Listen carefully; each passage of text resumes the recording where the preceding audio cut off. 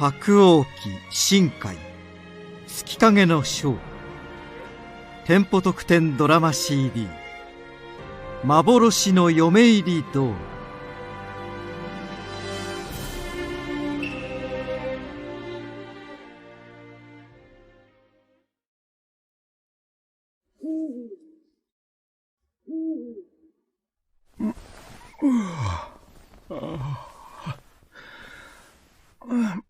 もうこんな真夜中になっちまってたのか。とりあえず半分ぐらいは終わったみてえだな。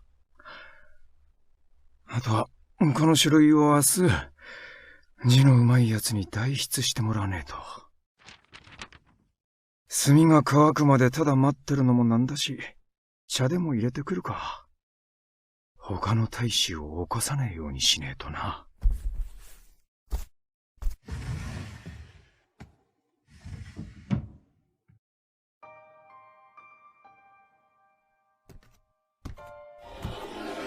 茶を一杯入れるためにわざわざかまどを使うまでもねえか。七輪が確かこの辺りにあったはずだが。あったあった。炭と湯を沸かす鉄瓶は、改めて見ると、鍋も釜もボロボロだな。毎日大勢の大使連中の飯を作ってるんだし、しょうがねえっちゃ、まあしょうがねえが。穴が開いてねえだけマシなもんか。人の足音か。こんな真夜中に一体誰だ。平助か新八あたりがつまみ食いでもしに来たのか。誰かそこにいるのですか？先ほど物音が聞こえましたが。その声は三男さんか。土方くんでしたか。てっきり長倉くんか東堂くんあたりがつまみ食いでもしに来たのかと。俺も全く同じことを考えてたんだよ。で、どうしたんだこんな真夜中に。忘れたのですか。私にとっては昼間ですよ。そういやそうだったか。どうしてもそのあたりの感覚を忘れちまってよ。君は相変わらずこんな夜遅くまで書類とにらめっこしているのですか？会津のお偉いさんから書類をよこせってしょっちゅう連絡があってよ。毎度毎度無茶ばかり言ってくれるぜ。他の大使に仕事を振ることを覚えなくてはいつまで経っても楽になりませんよ。振ってるぜ。書類も明日代筆してもらうつもりだしな。代筆といっても元の書類は君が書いているのでしょ。それでは手間は変わらないでしょうに。そう言われてもな。伊藤さんを筆頭に信用できない連中が多いから軽々しく仕事を任せるわけにはいかねえよ。それを踏まえて任せられるものは任せた方が良いのでは？あえて相手に情報を漏らせってのか？その方が相手を扱いやすくできる場合もあります。そういうところ、まだまだあんたにはかなわねえな。土方くんには土方くんのやり方があるでしょうから、一つの参考として覚えておいてください。ところで、鉄瓶を借りてもいいですか？お茶を飲みたいのですが。あんたもか？おや、土方くんも？なあ、ずっと書類を書いてて一段落ついたんでな。そうでしたか。ところで、土方くんはなぜ鍋や釜を持っているんですか？それで湯でも沸かすとは思えませんが。あ、これか。実は、鉄瓶を探してる途中で、鍋や釜を見つけたんだが、それが随分とボロくなってることに気がついてな。大使にちゃんと給金を払えるようになって、刀や武器にも金を使えるようになったが、こういうものには無頓着だったなと思ってよ。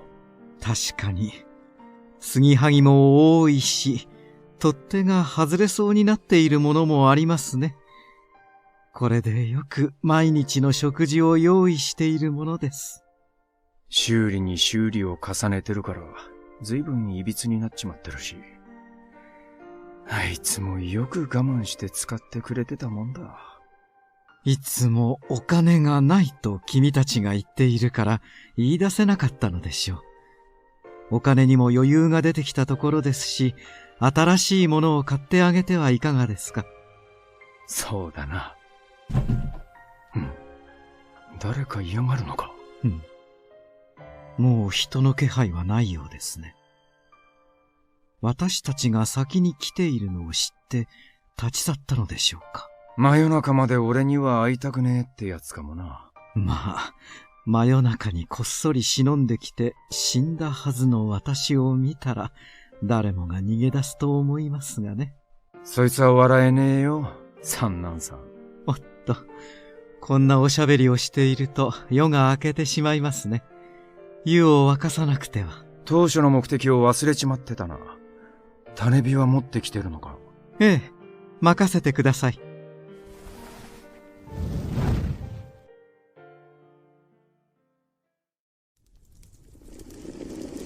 お、湯が沸いたみてえだな。急須と湯飲みを用意しねえと。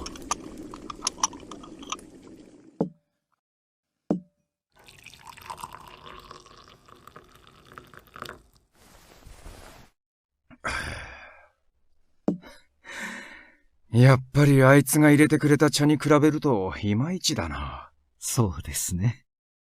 舌が肥えてしまうというのも一長一短かもしれません。どうかしたのか？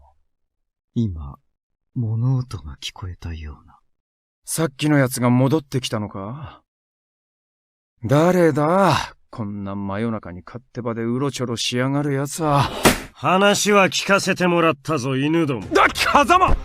てめ！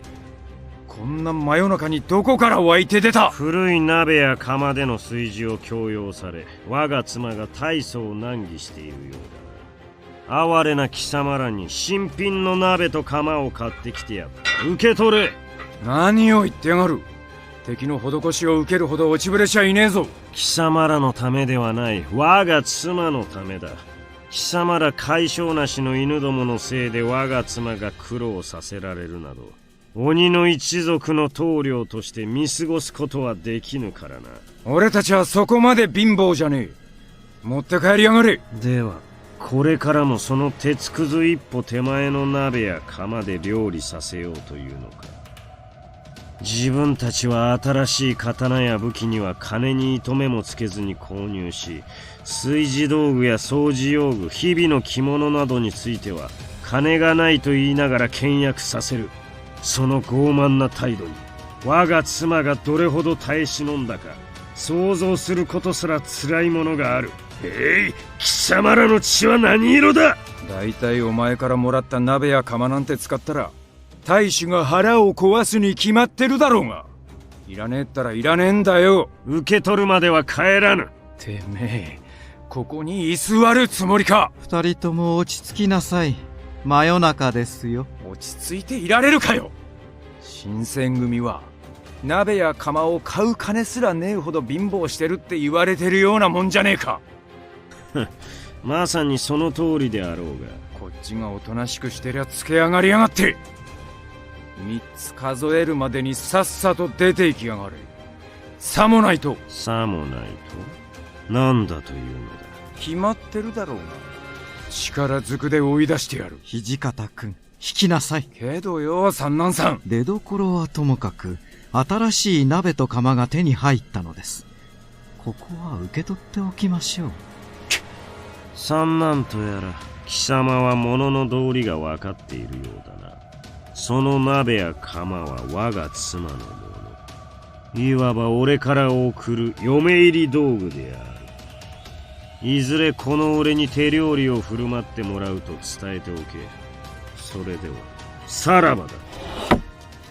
くそ、こんな夜中にわざわざ何をしに来やがったんだあいつ。神出鬼没もいいところですね。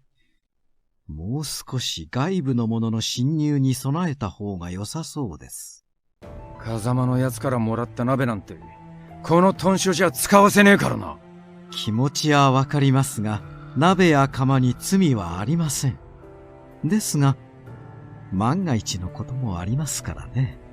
この鍋と釜を売って、そのお金で別の鍋や釜を買うことにしましょう。なんだと？